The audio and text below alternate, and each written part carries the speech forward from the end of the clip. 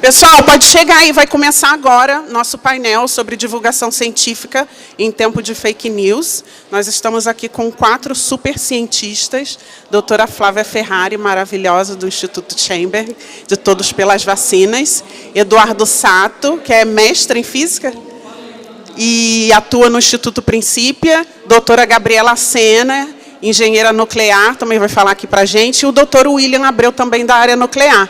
Vamos sentando aqui, vamos começar no horário para o pessoal não ir embora, né? Eu fico em pé, aí vocês sentam aí, quando chegar outra cadeira eu sento. Vocês são visita, né?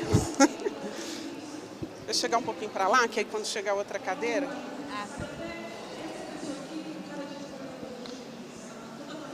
Boa tarde a todos, obrigada aí pela presença de vocês.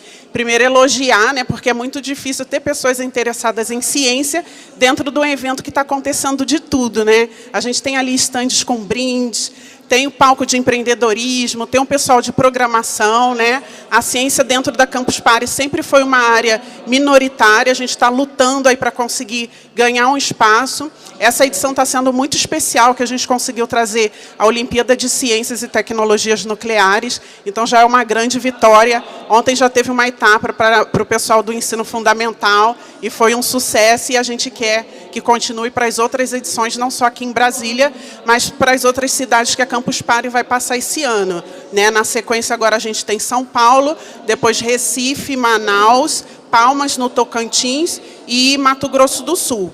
Então, se vocês aí quiserem organizar caravana e participarem de outras Campus Party fora de Brasília, depois a gente pode conversar. Queria primeiro começar apresentando, né, cada um dos divulgadores, e aí depois a gente começa a conversar sobre especificamente divulgação científica. Primeiro, a doutora Gabriela Sena, se apresente, por favor. Olá, gente, boa tarde. Meu nome é Gabriela Sena, eu sou formada em Física, fiz mestrado e doutorado na área de Engenharia Nuclear, mais especificamente na área de Física Nuclear Aplicada.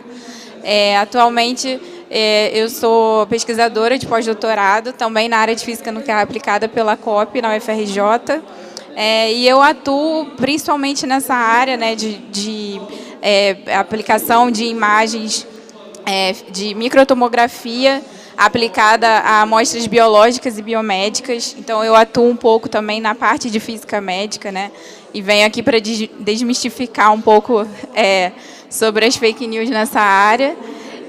E também, atualmente, eu estou criando uma startup nessa área, né? Estou desenvolvendo uma startup nessa área e fazendo um MBA também na área de ciências de dados. E um detalhe importante, a Gabi é mãe, está ali com a filhinha, Júlia, futura cientista também, né? E depois a gente pode até falar um pouquinho, né, sobre os desafios de ser mãe e ser pesquisadora. Com certeza. Próximo, William Abreu. Doutor William Abreu, por favor, se apresente. Olá, gente, tudo bem? Boa tarde. Boa tarde? Não? Boa tarde. Meu nome é William. Tenho uma carreira muito parecida com a da Gabi. Eu sou físico também e a minha carreira de pós-graduação é engenharia nuclear. Eu atuo na área, diferente dela, eu atuo na área de física de reatores. Também atuo na parte de divulgação da ciência, faço parte do INCT de Comunicação Pública da Ciência. E também sou pesquisador de pesquisa e inovação da Petrobras. E tenho bastante interesse nessa área de divulgação da ciência, atuo como planetarista também, tenho grande paixão por astronomia e espero poder contribuir com esse bate-papo. Obrigado. Ele falou só um pouquinho, que o currículo dele é enorme, o Lattes dele tem umas 20 páginas, mas ele é muito humilde. Doutora Flávia, por favor, suas credenciais. Boa tarde, eu sou Flávia, eu sou o estranho no ninho aqui, porque, na verdade, eu não realizo pesquisa direto. Eu sou professora de ensino básico. Eu fico com 6º ano e 9º ano, todos os dias, e sou formada em ciências biológicas, mas eu estou aqui principalmente por um trabalho que a gente realizou na pandemia e continua realizando, que é o Todos pelas Vacinas. Eu fundei esse coletivo durante a pandemia, para fazer divulgação científica sobre vacinas, para falar sobre vacinas, quando a gente estava inundado de fake news que continuam. E depois esse movimento, junto com outros, se juntaram e a gente formou um Instituto Mário Chamber, que, para quem não conhece, foi um dos maiores físicos brasileiros. A gente quis homenageá-lo. E o Instituto Mário Chamber hoje, ele atua com várias pesquisas, inclusive com pesquisa de dados. Toda semana a gente lança um relatório sobre o que está sendo dito no X sobre vacina. Então é bem interessante de acompanhar, porque quando a gente brinca, a gente vai falar um pouquinho aqui, mas a gente brinca, por exemplo, da história do jacaré, ninguém mais fala isso. Os discursos vão mudando, vão se adaptando, e é muito interessante ver como a comunicação, como a gente tem que se adaptar também, fazer uma comunicação diferente para conseguir atingir. Então é isso. Obrigada. Agora, doutor, mestre Eduardo Sato. Doutor ainda não, falta um pouquinho. Falta um pouquinho. Olá a todos, é um prazer estar aqui falando com vocês, meu nome é Eduardo Sato. Como a Aline falou, eu sou mestre em física e enquanto eu fazia física eu descobri uma coisa, que como físico eu sou um excelente comunicador.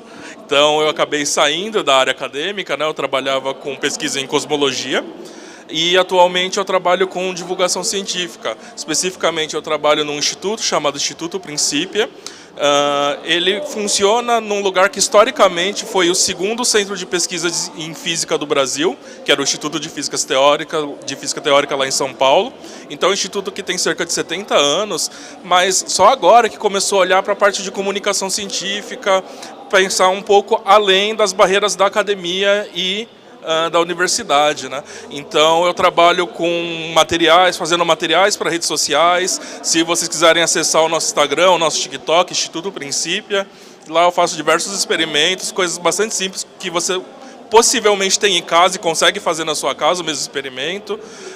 Eu também faço algumas entrevistas, eu gosto de trazer pesquisadores de diferentes áreas para perguntar como eles conseguiram virar cientistas, né?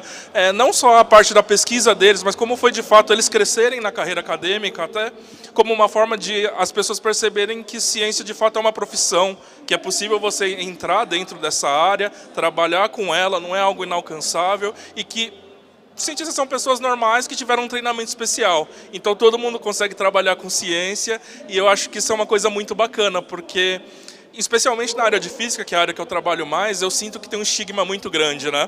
Tem muita gente que acha que física é complicado demais, ou fala isso, mas fala isso com entrelinhas. Por exemplo, fala eu sou de humanas, então eu não preciso entender física. Ou eu sou de biológica, sabe? Todo mundo se coloca numa caixinha e não precisa entender a caixinha dos outros. Então, tirar um pouquinho desse medo da física é uma coisa que me agrada muito, porque no final a física é entender a natureza. E tem coisa mais legal que isso, né? Para que a gente tem medo disso? Então vamos conversar, vai ser bastante bacana. Inclusive, pode continuar aí com você, gente, contando aqui um pouquinho da nossa relação, né, com o pessoal do Instituto Principia, Todos pelas Vacinas. Na Campus Party, como eu já falei, sempre foi um evento de grande parte do público de programadores, pessoal de empreendedorismo, gamers, né? E a gente achou como é que a gente vai conseguir levar física, biologia, química para dentro da Campus Party, prender a atenção desses jovens, dessas pessoas, né? E aí eu vi que eles fazem já um trabalho excelente, que o Eduardo também faz, né?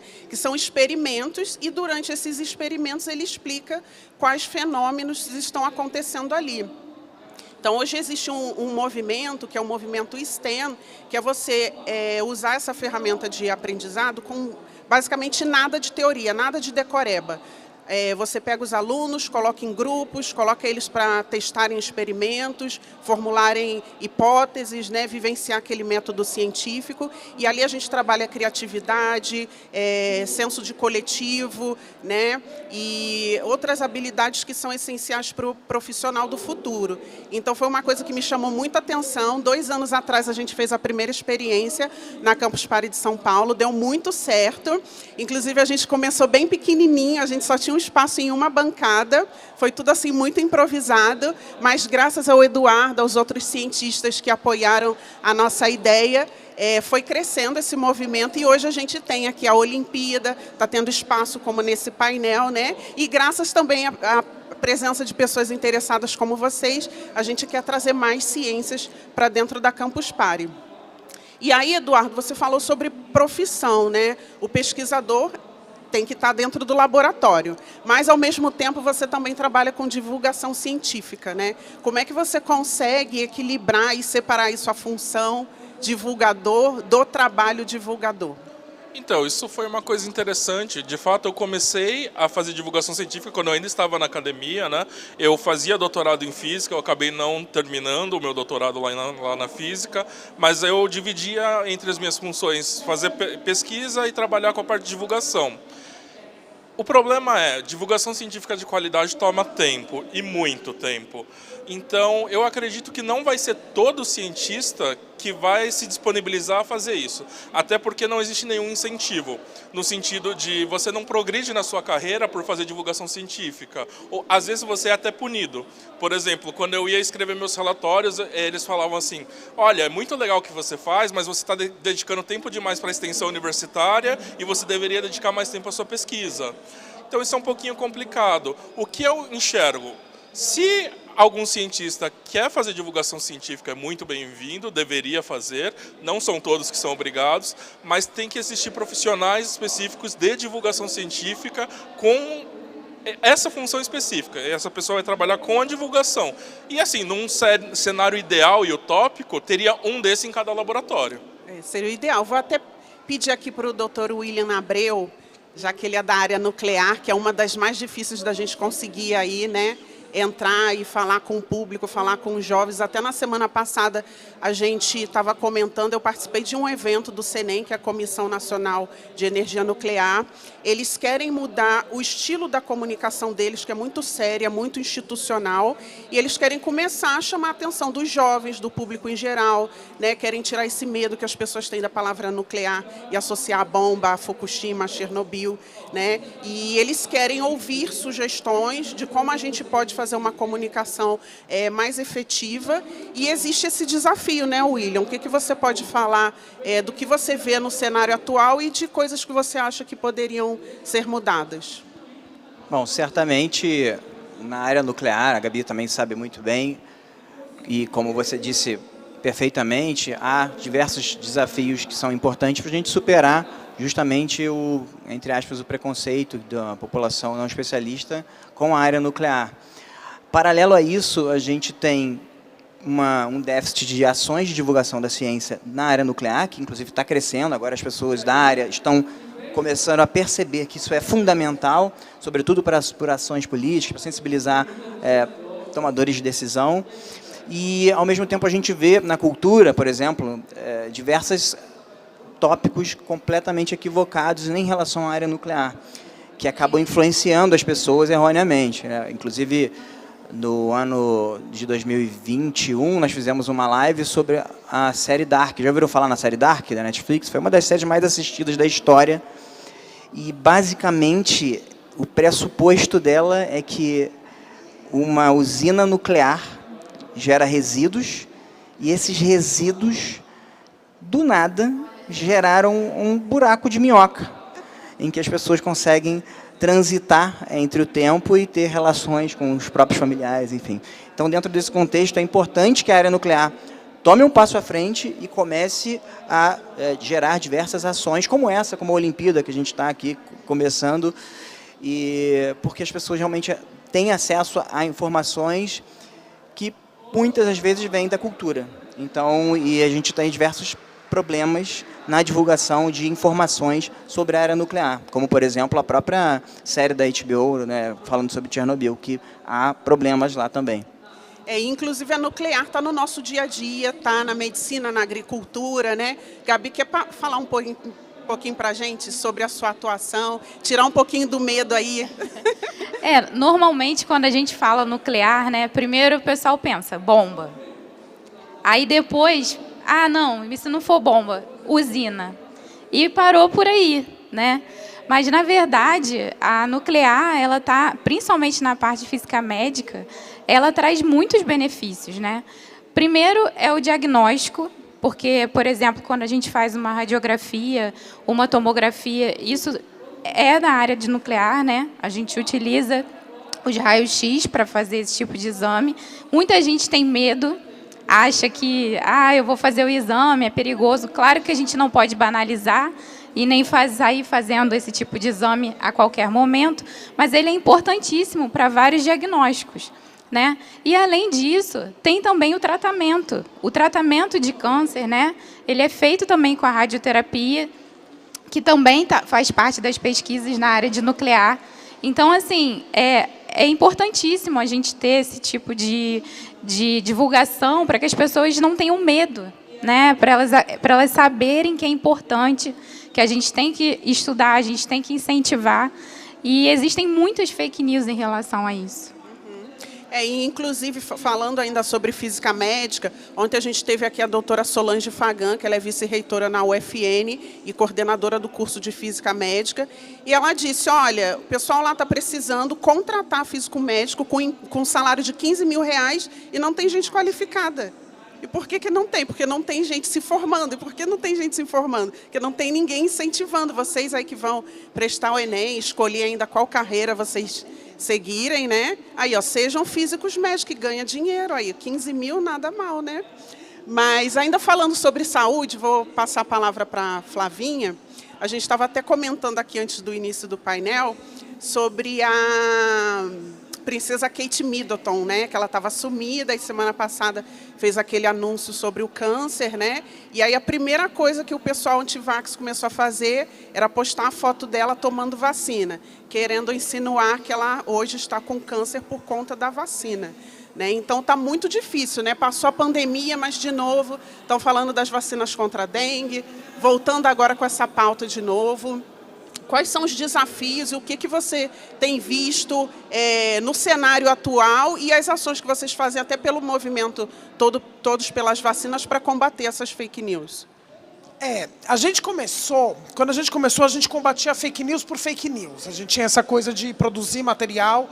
Então, falava do lance do jacaré, produzia um vídeo sobre isso. Falava sobre outra coisa, produzia um vídeo sobre isso. E é meio enxugar gelo, né? Porque, assim, primeiro, a gente precisa desse monitoramento que a gente está fazendo agora, de conseguir ver o que as pessoas estão falando. É claro que o X é uma bolha, mas isso acaba passando para Telegram, e é ali que a coisa vai. E aí eu vou pegar um pouco o gancho do Sato e fazer um convite também. Eu acho que falta, até como professora de ciências, que eu brinco que é a ciência do cafezinho, as pessoas sentarem e conversarem sobre isso. Você viu isso? E o outro fala, não, peraí, deixa eu perguntar, deixa eu ver, tem material sobre isso em algum lugar, vamos conversar. As pessoas falarem sobre ciência. Eu acho que esse medo que você coloca é o que acaba gerando essa falta de alfabetização científica e as pessoas acreditarem em coisas absurdas, né? Como que uma vacina vai gerar um turbocâncer? Eu acho que nem aí, o pessoal da física médica, sem injetar o negócio, você consegue gerar um câncer tão rápido, né? Uma vacina, como é que você conseguiria fazer isso? O que acontece agora muito, que a gente vê, que é engraçado, é que assim, eles mudam o discurso. No meio da pandemia, era vacina, todas as vacinas eram do mal, não pode tomar vacina. Quando o discurso antivax chegou aqui, ele chega pela HPV, principalmente, que é uma vacina que adolescentes tomam. Aconteceu um caso de histeria coletiva, que foi uma menina, se eu não me engano, foi num estado do norte, agora eu não vou lembrar qual estado foi. Ela desmaiou ao tomar vacina. E filmaram, e postaram, e isso viralizou. E começaram várias meninas a desmaiarem quando tomavam vacina, e aí a história era que a vacina causava mal, e daí as pessoas começaram a falar da vacina de HPV. Depois isso se expandiu para todas as vacinas, e agora é a vacina de RNA mensageiro. A vacina de RNA mensageiro é do mal, estão querendo obrigar, porque é a vacina que é a de Covid atual, é a política atual de vacinar criança. Então é isso que eles vão atacar. Eu tive numa audiência do Congresso, faz alguns meses, eu acho que foi em novembro do ano passado, chamada por parlamentares para atacar a vacinação infantil contra a Covid. E eles falavam, não, você tem que ver os casos raros. E começavam a passar várias coisas que eu já conhecia de contas que foram derrubadas do Instagram. Mas esse pessoal continua postando e disseminando isso. E eu acho que o mais importante para falar sobre vacina, e isso é importante para várias fake news, é que correlação temporal não é causa. Não é porque duas coisas acontecem no tempo que uma causou a outra. E se as pessoas tiverem alfabetização científica, elas começam a conseguir entender isso. Então, assim, a pessoa tomou vacina e morreu. Ela morreu por causa da vacina? Existe todo um processo de investigação. E a gente não tem nenhuma criança morta por vacina no Brasil. Nenhuma investigação chegou no final e falou, não, de fato. Só que daí, a pessoa tem um desmaio por qualquer coisa, num lugar quente, não, foi a vacina. A gente tende a procurar esses padrões e associar, e eles não batem. Então eu acho que é muito importante a gente olhar essas coisas e começar a conversar mesmo, compartilhar e falar, mas será que foi? E até você mencionou que a menina é do norte, né? Teve uns estados aí no norte que ficaram meses sem chover, muito calor, altas temperaturas, e aí tá todo mundo desmaiando porque tomou vacina. Exatamente. É igual aquela historinha, né? O galo canta de manhã, o sol nasceu. Então o sol só nasce porque o galo canta. Nossa, vai relacionar isso, né? E aí falando um pouquinho sobre esse monitoramento de dados, né? O William trabalha também num INCT, que eles produzem artigos, né, sobre a percepção pública da ciência, sobre a percepção dos jovens, né? Eu gostaria que você comentasse um pouquinho sobre os estudos recentes que vocês fizeram sobre isso. Perfeitamente.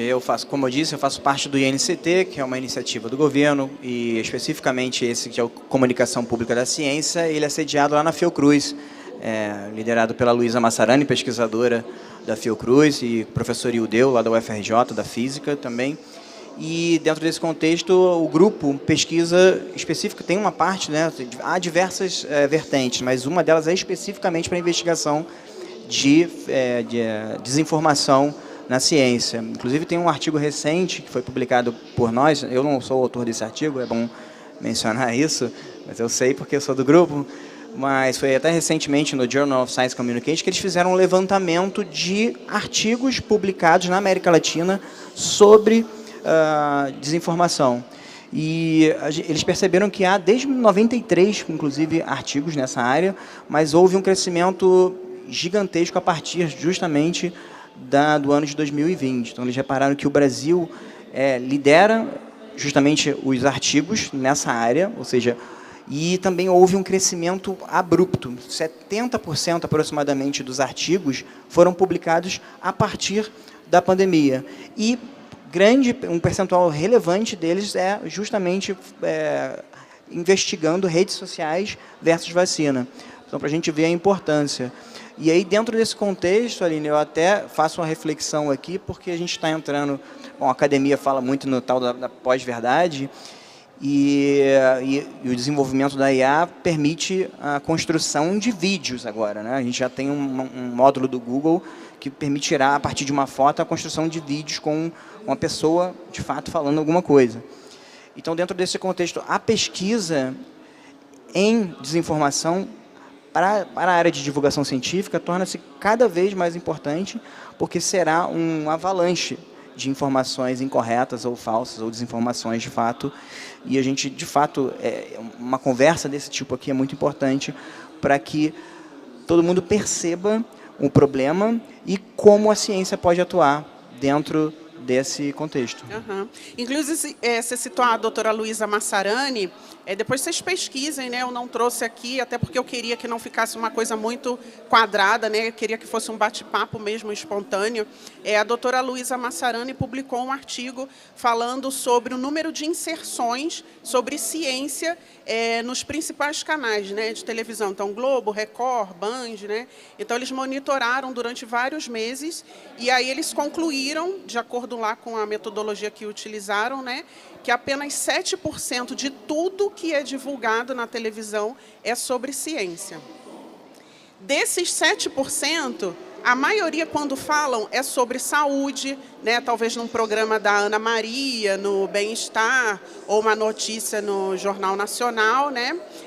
Outros assuntos são relacionados à astronomia, porque todo mês tem um meteoro que vai atingir a Terra, né? Ninguém aguenta mais, vai acabar o mundo. São notícias alarmantes que deixam as pessoas, né, apreensivas, né?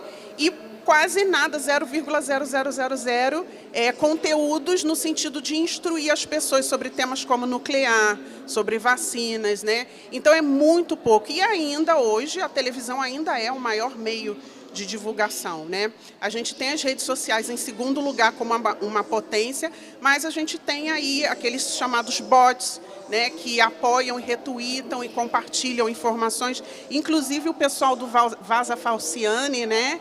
Eles não estão aqui. Se você quiser, inclusive, falar um pouquinho, a doutora Apoena apresentou na Campus Party alguns dados sobre aquelas nuvens lá de perfis fakes. Você pode falar um pouquinho para a gente?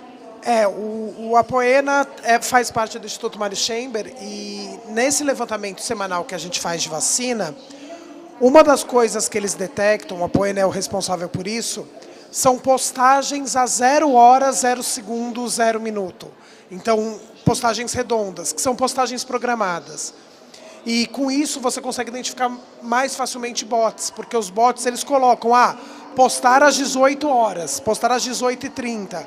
E daí, quando você tem um pico, você consegue ver que são bots atuando. Uma coisa que a gente vê muito também, e que é dessas coisas de Telegram, que é organizado, a gente, no Todos, fez parceria com as principais redes.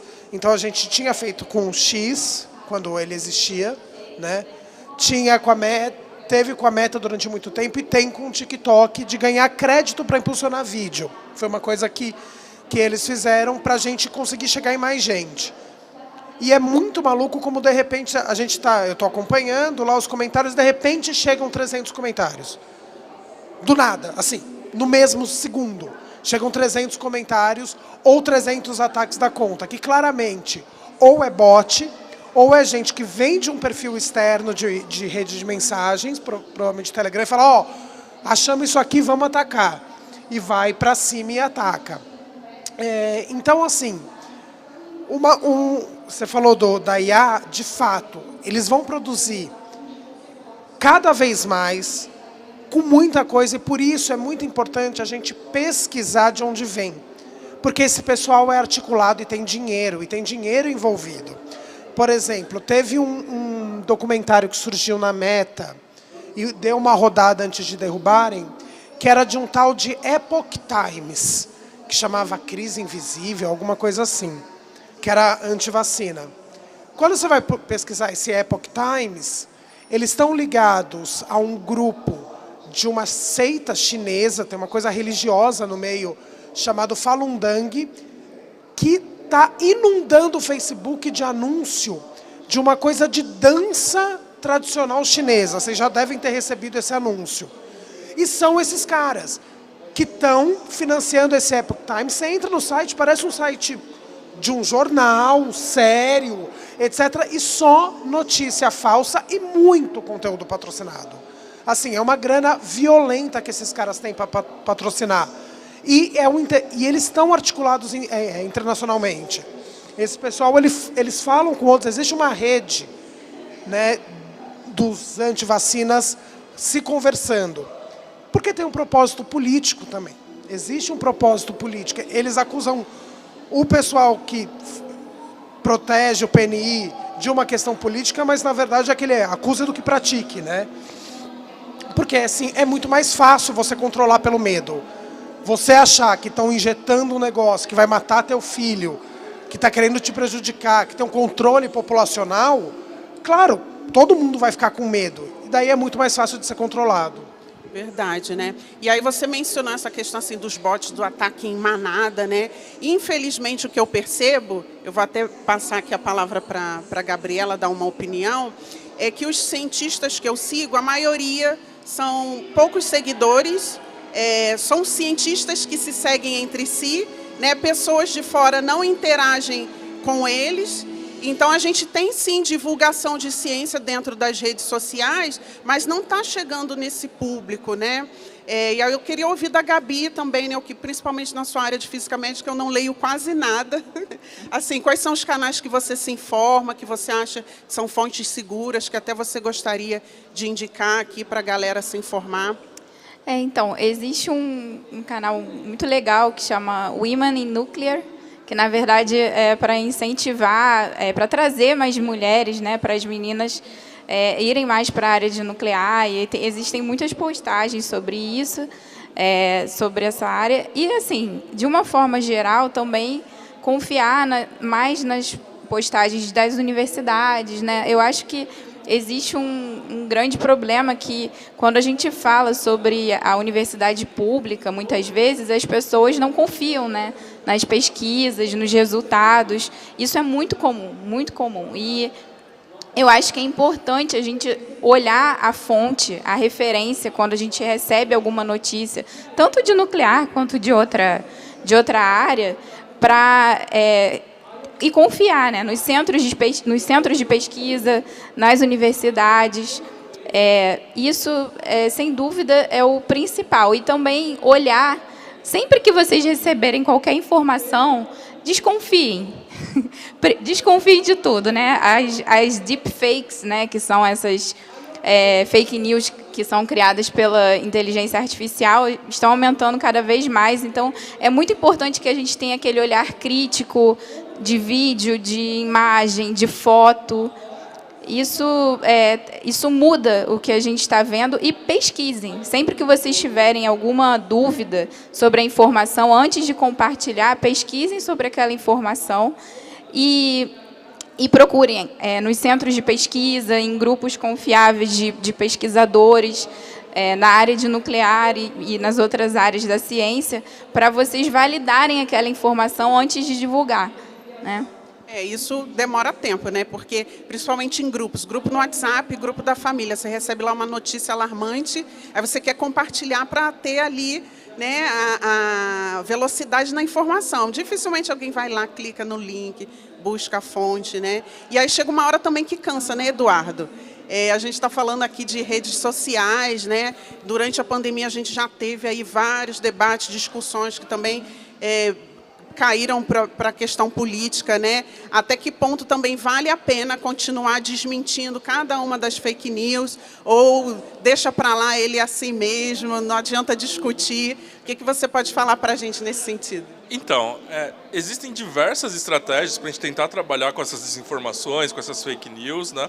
Eu, particularmente, quando eu faço divulgação científica, eu penso muito mais nela como uma vacina do que como um remédio. No sentido que dá muito trabalho você desmentir várias mentiras e é muito fácil fazer uma fake news. Agora, se você consegue... Como que funciona a vacina? Você vai lá antes da pessoa estar doente, certo?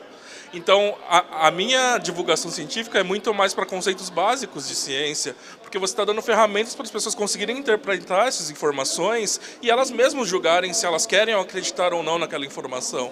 Então, eu acredito que se você consegue fazer isso, você dá ferramentas melhores para as pessoas talvez não serem enganadas, ou talvez, de repente, elas querem acreditar de qualquer jeito, então tudo bem. Tem gente que vai acreditar de qualquer jeito. Tem outras questões, além da lógica, da razão científica, que a pessoa vai usar para julgar se ela quer acreditar ou não naquela informação. Mas o que eu acho que a gente pode fazer muito é trabalhar na divulgação científica das ciências de base mesmo, porque isso me parece mais efetivo. Como a Flávia falou, quando você está ali, claro que você precisa, para as fake news que ficam muito grandes, ir lá e desmentir. Mas parece enxugar gelo. E aí surgem outras e outras e outras, e você é vencido pelo cansaço. E além tem uma coisa assim, tem um manual de desinformação que é bastante interessante, eu não lembro em que país ele foi desenvolvido, mas ele tem uma tradução para português. Eu sei que uma das tradutoras foi a Daiane Machado, que é uma pesquisadora lá da Unicamp, e uma das coisas interessantes que eles falam é que se a fake news é pequena, não vale a pena você tentar desmentir ela, porque na verdade você está ajudando ela a se propagar mais. Isso é aquela ideia de que você está colocando a fake news na mídia. De repente você vai desmentir alguma coisa que a pessoa nunca ouviu falar. E aí, para ela entender o que você está falando, ela vai atrás do que você está desmentindo. E aí você melhorou a posição dessa fake news no algoritmo, você fez essa pessoa tentar entender a lógica daquela mentira e talvez acreditar nela. Então tem muita coisa trabalhar com desinformação não é uma coisa simples. Não é puramente você destrinchar a lógica e falar, olha, isso não faz sentido. Tem muito mais elementos envolvidos e a gente precisa de pessoas realmente pensando a fake news, fazendo pesquisa nisso e desenvolvendo um trabalho realmente profissional nisso. Isso também, de novo, demora tempo. Perguntando agora para o William, né, como pesquisador e super engajado nas redes sociais, em vários projetos, né? Vocês são muito cobrados para produzir artigos, né? E, ao mesmo tempo, você tira tempo, não sei de onde, para ir dar sua contribuição em divulgação científica, participar aí de estudos, né, como esses do INCT. Como é que você consegue equilibrar e se virar aí nessas funções que você está desempenhando tão bem? É uma boa pergunta. É difícil.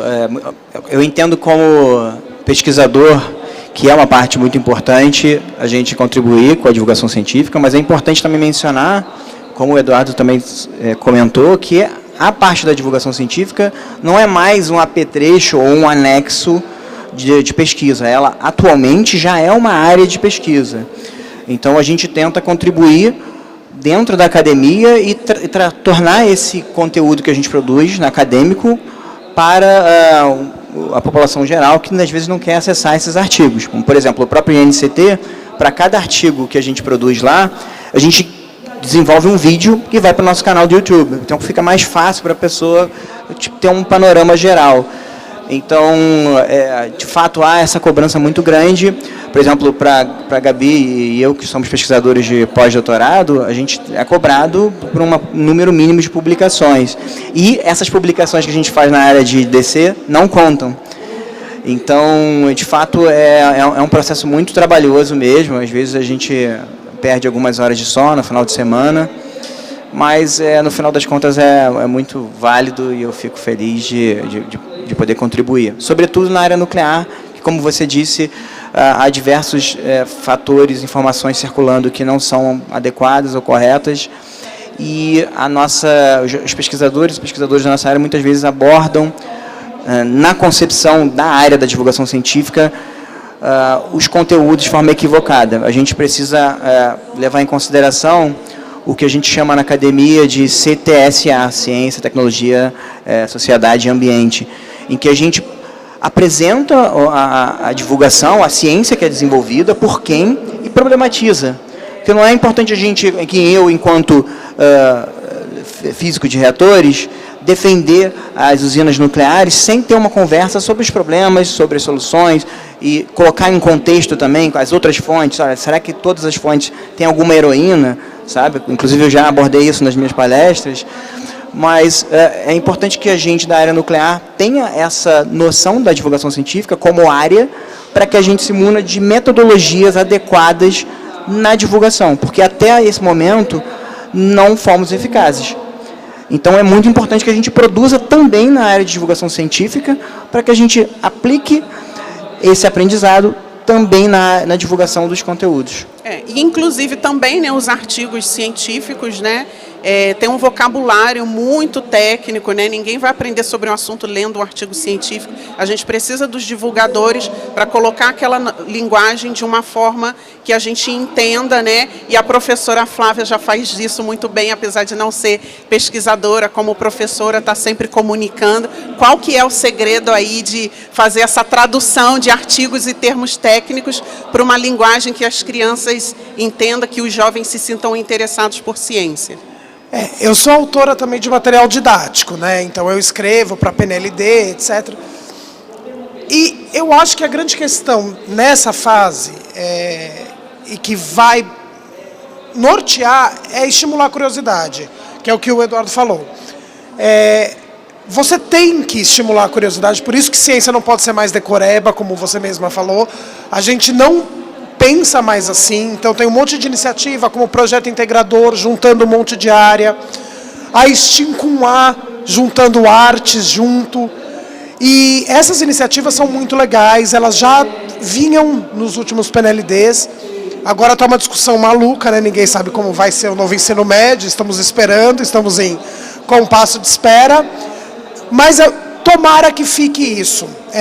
No último PNLD do ensino médio, que é o Plano Nacional do Livro Didático, tinha como um dos objetos produzir esses projetos integradores, que eram projetos que juntavam diversas áreas com produto final. Eu acho que o caminho da educação, e isso ia para todas as escolas públicas, né? É o Plano Nacional do Livro Didático. Eu espero que isso se mantenha, porque isso é uma coisa muito legal da gente pensar a ciência, que é isso, é estimular a curiosidade. Ninguém se torna cientista decorando, pegar minha área, por exemplo, aquela tabela interminável de porífero, quinidário, etc. Mas quando você vê um bicho daquele, começa a entender a tendência evolutiva, tudo se torna muito mais legal. Então eu acho que é ir por aí. É pensar em projetos, porque não dá mais, a caixinha não existe mais. Ninguém é de humanas, ninguém é de exatas, ninguém é de biológicas. Ninguém vive sozinho, ninguém consegue ser só isso. Não existe mais aquele físico teórico, trancado no laboratório, fazendo cálculos, sem pensar na sociedade. Então eu acho que é muito importante isso da gente conseguir juntar e cada vez mais tirar essas caixinhas e juntar as matérias e pensar a sociedade como um todo. Isso, e o Eduardo já faz isso muito bem, né, Eduardo? Como é que você pensa antes de produzir os vídeos, né? A linha que você segue, não, isso aqui é um assunto que eu acho que vai interessar, que já que a gente quer despertar curiosidade, traduzir fórmulas e coisas difíceis, né, para algo mais acessível, você tem aí algum segredo antes de produzir o seu material? Então, isso é uma coisa interessante, né? Porque a gente não mostra muito o bastidor de como a divulgação científica é feita, né? E assim, é só o meu rosto que aparece, mas tem uma equipe por trás. Então, o que acontece? Primeiro eu escolho um determinado tema, eu vou ter que elaborar um experimento, eu vou ter que ensaiar esse experimento, mas além disso, eu escrevi um roteiro que alguém vai corrigir, vai tentar mudar, e uma coisa muito interessante é que eu tenho um rapaz que colabora comigo, que é o produtor de vídeo, o Luiz, que quando ele vai gravar, ele fala, não, essa explicação ficou horrível, eu não entendi nada. Você tá 1 minuto falando, eu não entendi o tema do vídeo. Você pega TikTok, 1 minuto é infinito, né, gente? Já fez isso aqui, ó. Rola para cima, vai pro próximo. Então, isso é bastante legal. Uma coisa muito comum do pessoal da comunicação, quando você vai tentar fazer uma peça comunicativa, você escolhe... Bom, primeiro que você tem que ter um público-alvo. Você não vai conseguir falar com todo mundo. Você vai ter que escolher, eu quero falar com jovens que são, sei lá, vestibulandos. Eu quero falar com o pessoal um pouquinho mais idoso. Eu quero falar com pessoas de periferia. Porque o estilo de comunicação muda muito. A maioria das vezes você não sabe como essas pessoas falam porque você não faz parte desse grupo. Por exemplo, eu vou falar com um pessoal mais idoso, eu não sou idoso, eu não sei que tipo de linguagem é mais adequada, qual mídia social eles estão usando, ou se eles estão em alguma mídia social, se eu vou ter que ir para uma mídia de massa, né, uma televisão, um jornal.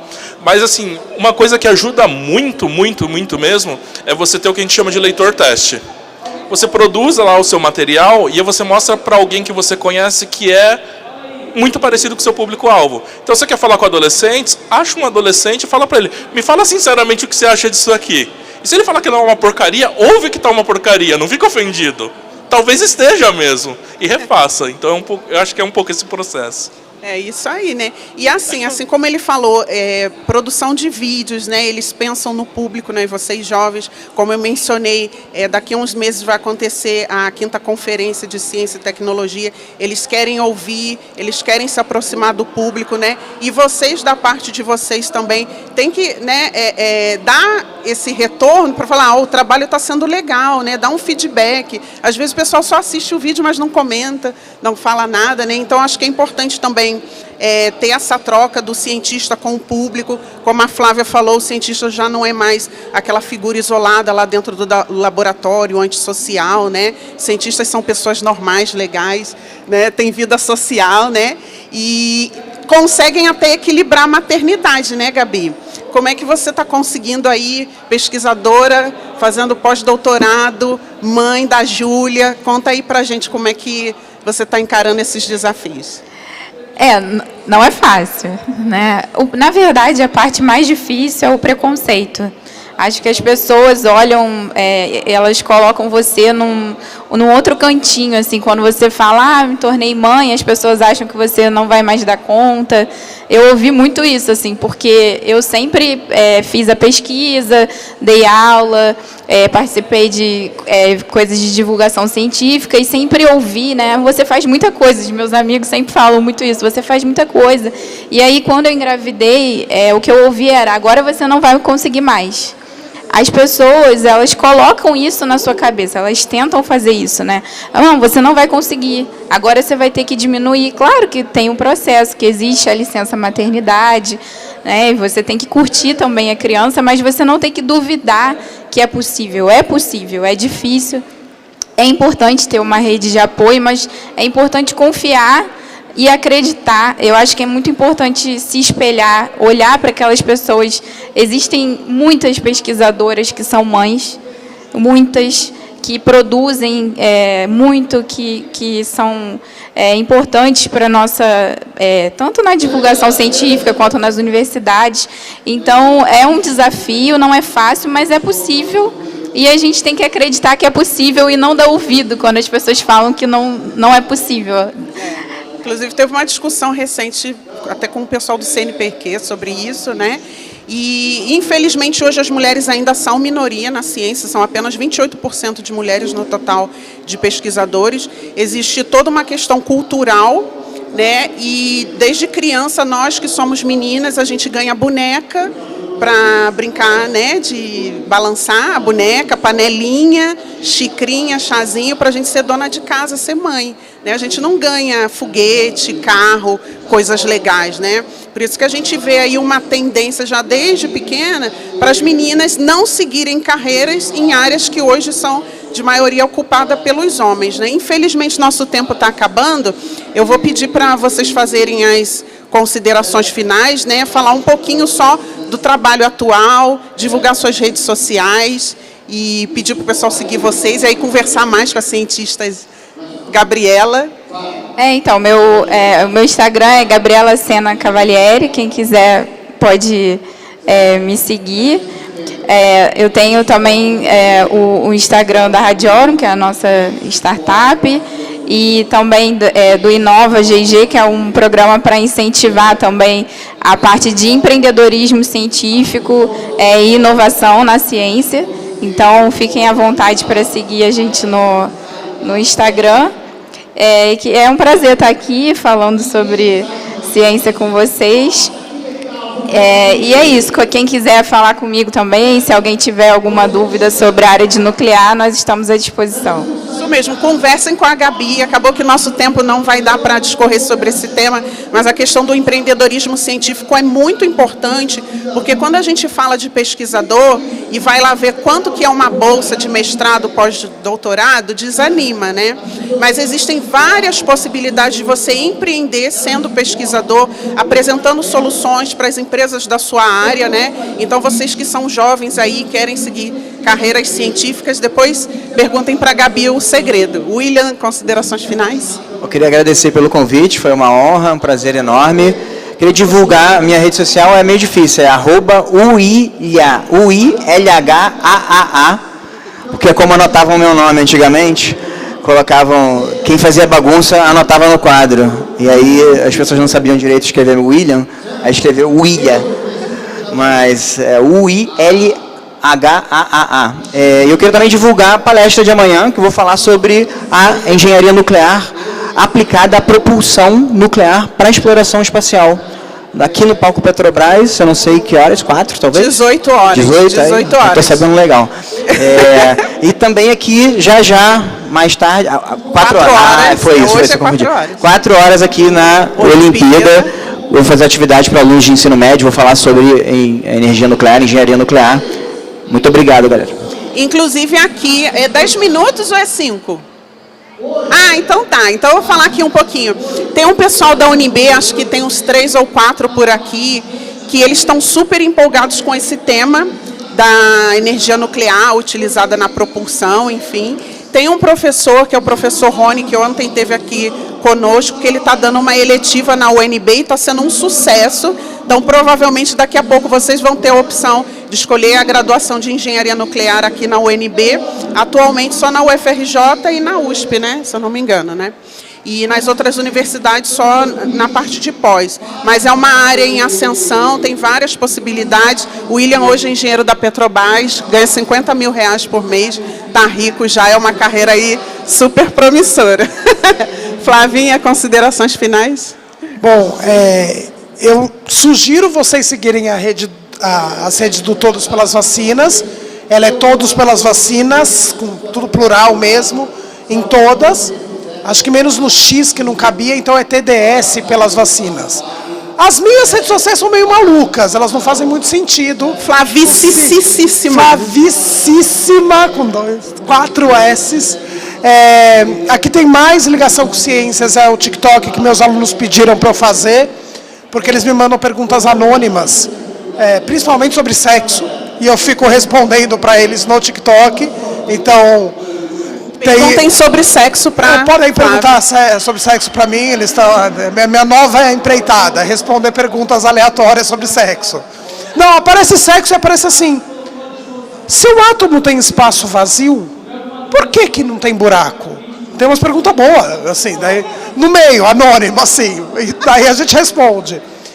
E o site do Schoenberg, que é SCHENBERG, que dá para conhecer um pouco da história dele também. A gente quis o Mário Schoenberg exatamente porque ele virou crítico de arte depois de ser caçado pela ditadura. Ele era professor da USP, foi caçado pela ditadura e virou crítico de arte. Então, é o nosso patrono exatamente por juntar tudo isso. Então, e acompanhar os relatórios de vacina também. Obrigada. Bom, gente, foi uma alegria estar aqui nesse espaço e falar um pouco de divulgação científica, que é um tema que tanto me interessa que acabou virando meu tema de pesquisa, né? Eu acabei não falando, mas agora eu sou doutorando em ensino de ciências e o que eu estou tentando pesquisar é justamente quais são os conhecimentos mínimos que uma pessoa precisa para fazer divulgação científica. E é uma coisa muito interessante, porque as pessoas que partem do lado da ciência para começar a fazer divulgação científica normalmente não tem nenhum treinamento formal. Existem pouquíssimos cursos. Eu fui tentar levantar na base do MEC e atualmente existem 5 cursos de pós-graduação lato sensu no Brasil. E todos eles estão no Sudeste. Então, talvez entender isso incentive a criação de mais cursos e até mesmo a profissionalização da divulgação científica, né? Então, eu vou deixar aqui as minhas redes sociais, né? Em especial, sigam o Instituto Princípia, que é onde eu trabalho atualmente e onde a maioria dos meus conteúdos estão. A gente está no TikTok e no Instagram. E eu também, volta e meia, eu faço bastante posts no X, mas na minha rede pessoal, que é Eduardo Sato, ou ea.sato, o arroba, né? Então, é isso, gente. Muito obrigado. Obrigada. Acho que dá tempo das perguntas. Cadê a moça? Acho que dá tempo. Alguém quer fazer perguntas para os nossos cientistas? Perguntas? A Yara. A Power Hand. Ai, vem aqui, né? Tu é de casa, né?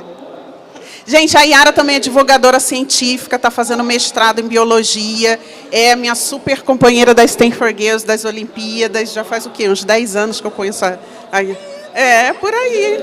Conheci se era criança, mas manda aí a pergunta. Oi, gente, boa tarde. Boa tarde. A gente conheceu em 2016, vai fazer 10 anos, bem breve. Bom, gente, me apresento rapidamente, sou Yara, tá? Sou professora de biologia, gosto muito de educação e divulgação científica, sou cosplay da Princesa Leia também, né? E agora eu realizo mestrado em ensino e cognição. Então, gosto muito dessa área de educação. Uma coisa que eu queria comentar, que eu acho que é bem interessante da gente refletir com os nossos alunos, tipo, né, os professores que estão aqui, é que para mim, pelo menos para mim, existe uma intenção clara quando a gente vê uma fake news. Então, por exemplo, talvez a fake news mais antiga da biologia é de que o homem veio do macaco, né? Feito lá quando Darwin publicou A Origem das Espécies no século XIX, gente. No século XIX. Essa coisa dá pano para manga. Até hoje, a gente está em 2024. Entendeu? E, tipo assim, isso foi feito por quê? Porque haviam várias pessoas de pensamento contrário ao pensamento do Darwin, que deturpou uma coisa que ele falou que foi simples, uma coisa simples que ele disse. E eu afirmo isso, que isso nunca saiu, gente, da boca do Darwin, porque eu li o livro da Origem das Espécies, a leitura obrigatória para quem faz biologia. E ele nunca falou. E ele foi alvo de muito bullying nos jornais da época. Fazia um charge da cabeça dele num corpo de um macaco. Ele pendurado em árvore, entendeu? Então, tipo assim, foi um bullying massivo em cima das ideias do Darwin, e teve a intenção clara de quê? De destruir a reputação dele, porque uma coisa que a fake news faz é destruir a reputação do pesquisador, do instituto de pesquisa. Então, tipo assim, tudo entra em xeque. Então, a reputação do Darwin foi massacrada, entendeu? E a destruição do trabalho dele em detrimento de outras ideias. Então, todas as vezes, e é uma coisa que eu falo para os meus alunos, eu sou professor de ensino médio, eu disse, gente, não é teoria da conspiração, existe alguém que pensa nessa fake news, tem alguém que planeja, sabe? E existe uma intenção na hora de disseminá-la. Ou é para destruir a reputação de alguma instituição, ou é para destruir a reputação de algo que está sendo feito. Olha as fake news da vacina, gente. Eu sou de Manaus, gente. Vocês viram o que aconteceu em Manaus. Entendeu? A intenção ela foi direta e reta das fake news da vacina. Então, eu acho que para a gente estimular esse pensamento, é tipo, cara, qual que é a intenção com isso? Entendeu? O que as pessoas elas querem fazer? Porque isso é sério. Né? A ciência ela é feita pelos seres humanos e ela está a serviço da humanidade sempre. Entendeu? Então, todas as vezes que a gente vê isso, tem uma intenção clara de destruir reputação, de destruir alguma tecnologia, algo assim. Então, tem sim alguém que pensa. E é interessante a gente falar nisso justamente para a gente colocar essa discussão em outro patamar. Né? E promover aí um raciocínio por trás dessas questões. Acho que eu falei muito. Não foi muito bem uma pergunta, mas foi uma colocação, porque eu acho importante. A quinta painelista. Valeu, obrigada. Perguntas, jovenzinhas, estão com as carinhas tímidas.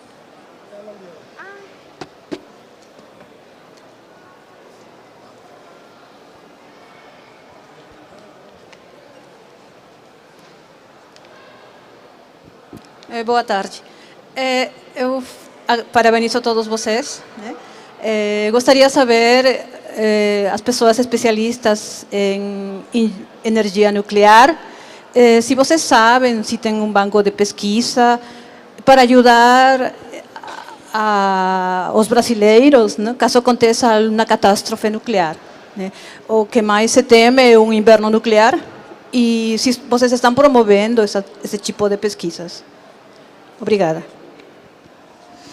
Bom, em relação a conteúdo, a própria Eletronuclear, que é responsável pela manutenção das usinas em funcionamento aqui no Brasil, Angra 1 e Angra 2, possui diversos materiais de divulgação, justamente para elucidar todas essas questões sobre a energia, usinas nucleares, o funcionamento, planos de evacuação e todos esses pormenores. Então, eu recomendo fortemente que vocês sigam as redes sociais, que é bastante rica, e também o website deles também tem. Né? Então, é o primeiro passo, porque aqui no Brasil, especificamente, a gente tem apenas 2 usinas nucleares em funcionamento, tem uma terceira, potencialmente em construção, Angra 3, e há também, obviamente, divulgadoras e divulgadores da ciência, como a própria Gabi já divulgou, o Women in Science, né, Nuclear, que divulgam diversas informações, e pesquisadores e pesquisadores também. Então, o conteúdo está circulando, mas talvez não de forma tão eficaz quanto a gente gostaria. Obrigada. Mais perguntas? Doutor Adriano Leonês, diretor do Planetário. Mais o quê? Diretor do presidente do clube. De astronomia, enfim. Boa tarde, pessoal. Boa tarde a vocês aqui também. Bom, deixa eu me apresentar rapidinho. Eu sou o Adriano Leonês, professor de Ciência e Astronomia. Sou colega do planetarista ali do nosso amigo William. Eu trabalhei 9 anos da minha vida aqui no Planetário de Brasília, que esse ano está completando 50 anos. E o meu comentário, a minha pergunta, ela vai direcionada ao Eduardo, porque na sua fala inicial você falou sobre a divulgação da ciência e também sobre essa falta que a academia nos faz no sentido de incentivar a divulgação da ciência.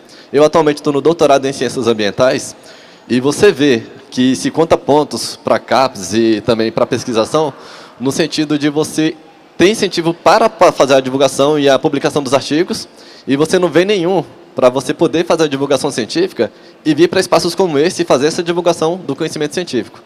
E a minha pergunta é direcionada a você, porque falou sobre isso, mas também aos outros, para saber se há alguma iniciativa, há algum processo em andamento para que esse incentivo aconteça e permita que nós façamos esse trabalho ao grande público, a esse em específico, a espaços de divulgação da ciência, enfim, é o meu comentário. Obrigado. É uma questão bastante interessante que você retomou. O que eu estou começando a ver é incentivo para grupos de pesquisa fazerem divulgação científica. O problema é que você não tem o incentivo individual, no sentido de progressão de carreira mesmo. Porque um professor que entra logo no começo, ali ele tem que mostrar serviço, entre aspas, ele pega as piores disciplinas, ele nos piores horários e ele tem que pesquisar muito, ele tem que publicar muito para começar a se pôr como pesquisador, né? Então, não é tão atrativo, mas para os grupos de pesquisa, pelo menos em São Paulo, eu tenho visto um movimento de cobrança. Por exemplo, a agência financiadora lá no estado de São Paulo é a FAPESP, né? E para projetos grandes, os que a gente chama de projetos temáticos, tem verba especificamente alocada para divulgação científica. O problema é, eles jogam um monte de dinheiro em cima de cientista que não sabe fazer comunicação. E aí, muitos dos projetos que eu vejo são extremamente ineficientes. Do tipo, colocar um cartaz no metrô com QR Code. Assim, sei lá, as pessoas vão acessar isso? Então, assim, ver um movimento, por exemplo, na FAPESP também, existe uma bolsa específica chamada Mídia Ciência, que é voltada para jornalismo científico. Com essa bolsa, você precisa ter tanto um orientador acadêmico quanto um orientador do jornalismo. E você trabalha divulgando as pesquisas que o grupo fez, que são financiadas pela FAPESP. Então, assim, você começa a ver algum movimento, mas não é um movimento tão bem coordenado, sabe? Eu acho que precisa mais incentivo individual mesmo, dentro da universidade ou dentro do centro de pesquisa. Não sei qual que é a opinião dos colegas. Vão deixar a gente falar mais? Tem mais tempo ou acabou? Fala, William. Fala. Ele gosta de falar, gente. Vai, velocidade 2. Não, quem sou eu? Não, eu concordo plenamente contigo. Eu acho que há, de fato, esse incentivo por parte dos grupos de pesquisa, mas ainda não é muito difundido. Por exemplo, a minha vinda para cá, a da Gabi, não conta absolutamente nada como positivo para a academia. Pelo contrário. Inclusive, detalhe, tá? Todos os palestrantes aqui são voluntários, não estão recebendo cachê. Exato. Pessoal que está lá na Olimpíada também, nosso trabalho todo voluntário, pré-evento, pós-evento. A gente poderia estar lá no Rio de Janeiro, na praia, curtindo, mas a gente está aqui sacrificando o feriado para divulgar ciência, né? Então, muito obrigado por vocês virem aqui, prestigiar, né? E fazer com que a gente sinta, não, se tivesse pelo menos uma pessoa já valeria a pena. Já. Então, ver assim, quase cheio a assistência também dá um ânimo para a gente continuar fazendo esse trabalho. Pois é basicamente isso mesmo. A gente, às vezes, se desdobra para participar desses eventos por conta integralmente nossa e não tem nenhum tipo de incentivo. Não sei o que a Gabi pensa, o que a fora. Eu acho que é muito importante o cientista entender que ele tem uma responsabilidade. Que quando ele assume um cargo de pesquisa, quando ele tem uma bolsa de pesquisa, ele não tem que se dedicar somente àquele trabalho. Eu sei que é difícil, que toma muito tempo, mas se a gente quer ver a ciência chegar nos públicos e nas crianças, né, nos jovens, a gente precisa entender que a gente tem que se dedicar um pouco a isso. E esse tipo de papel que a gente está fazendo aqui é justamente esse, é acreditar que isso aqui faz a diferença. E eu acredito que faz. E fazer a diferença também não é falar só para muita gente. Às vezes você tem um adolescente do seu lado, uma criança do seu lado, um adulto, né, que propaga fake news. É muito comum, tem muita gente que fala que eu, às vezes, entro em discussão, em debate desnecessário, mas não é isso, é porque eu acredito que eu tenho a responsabilidade de passar uma informação. Então, eu acho que isso é o mais importante. Os cientistas têm que entender que eles têm uma responsabilidade e assumir isso e trazer isso como parte do trabalho dele, o tempo todo, no dia a dia. Obrigada, gente. Vamos encerrar. Obrigada, gente.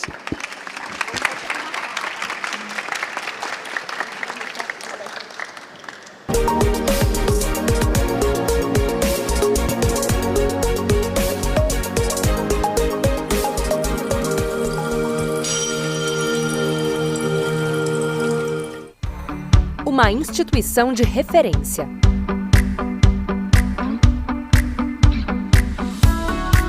Reconhecida em todo o mundo.